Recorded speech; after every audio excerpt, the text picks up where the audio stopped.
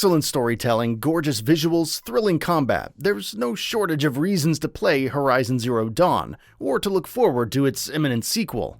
But the biggest draw of them all is, of course, the machines. That was what caught the attention of the masses back when Sony and Guerrilla Games revealed the game back in 2015. And that's what has continued to capture everyone's attention to this day. Ahead of Horizon Forbidden West's looming launch, in this multi-part series, we're going to be taking a look at some of the most impressive and memorable machines in the series so far, starting with 3 deep dives here. Thunderjaw. The Tyrannosaurus Rex-based Thunderjaw is probably one of the most instantly recognizable Horizon machines, and the one that gets associated with the series most often. It was, after all, the very first machine that Guerrilla made for the game, and the machine that they revealed it with. Easily one of the biggest, deadliest, and most hostile machines you can run into in the game, the Thunderjaw is a formidable foe with a variety of attacks that it can unleash to quickly overwhelm its opponents. Its size makes it a major threat in and of itself, of course, and it can use that size to deadly effect. Even taking cover behind walls or trees isn't a sure-shot way of getting out of its line of sight, because it can easily knock that stuff down by running into it. Add to that its melee attacks, from foot stomps to deadly charges to swings of its massive tail to hard-hitting bites, and staying anywhere in its vicinity for more than a couple of seconds is sure to send you to a quick death. Of course, dealing with a Thunderjaw from a distance isn't exactly easy either. The machine is equipped with a vast array of weaponry, including lasers, machine guns, cannons, turrets, and of course a deadly disc launcher. You can try and use some of that against it to deal some good damage, but that's not exactly an easy task either.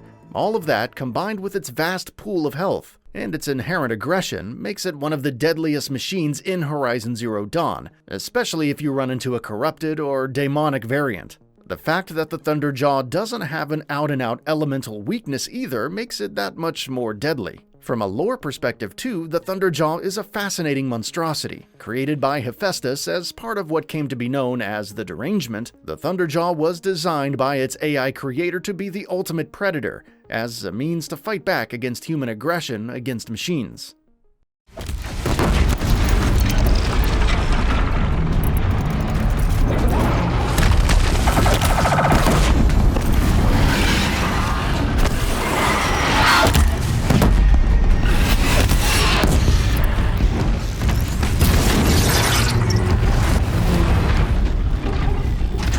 Tallneck. Of the many machines in Horizon Zero Dawn, the Tallneck is the only one in the entire game that cannot be killed or harmed, and the only one that never turns hostile to anything or anyone, no matter what. Created by Gaia as a communications center for other machines in and around its vicinity, a Tallneck serves only one purpose. These massive, majestic, beautiful giraffe-like machines mill about their designated areas in set patterns, and once overridden, provide detailed information of nearby points of interest. From a gameplay perspective, a Tallneck is essentially Horizon Zero Dawn's equivalent of an open-world tower that you climb to lift some of the fog of war from an area of a map, but as we've said a few times in the past, it's probably one of the most creative and unique takes on that well-worn and often overused concept. Laying your eyes on a massive Tallneck from a distance is a sight to behold. Getting to the top of one of these is always an enjoyable exercise. And of course, studying the land around you from the top is breathtaking as well.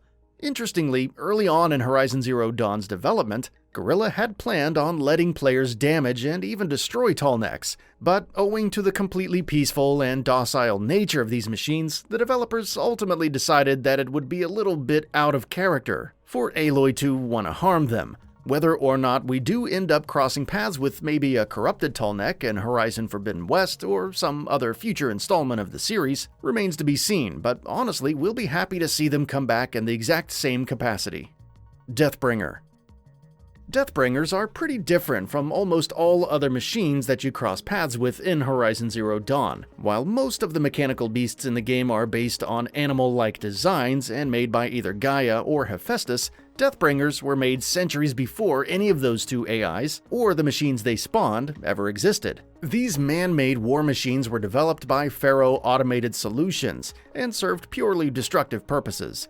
armed with an impressive array of weaponry that includes everything from flamethrowers, grenade launchers, and rocket launchers to turrets, machine guns, and cannons. Deathbringers were also capable of other things, such as being able to consume biomass as fuel, being able to replicate and hack into enemy machines to bring them under their control, and being protected by an encryption code that was nearly impossible to crack. These were all defining traits of all Pharaoh-developed machines, of course, and these properties were what eventually led to the Pharaoh Plague and the eventual destruction of the world.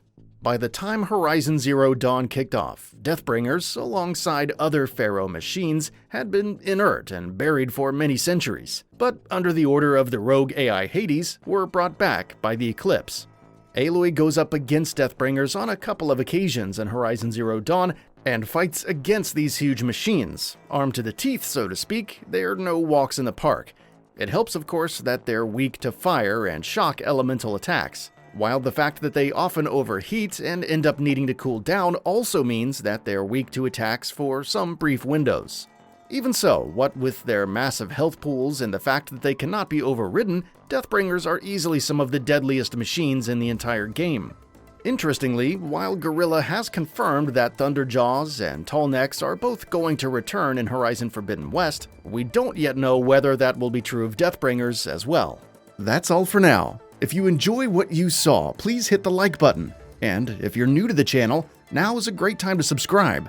We upload brand new videos every single day. After subscribing, don't forget to enable all notifications by clicking the bell icon. Thanks for watching this video, and we'll see you next time, right here on GamingBolt.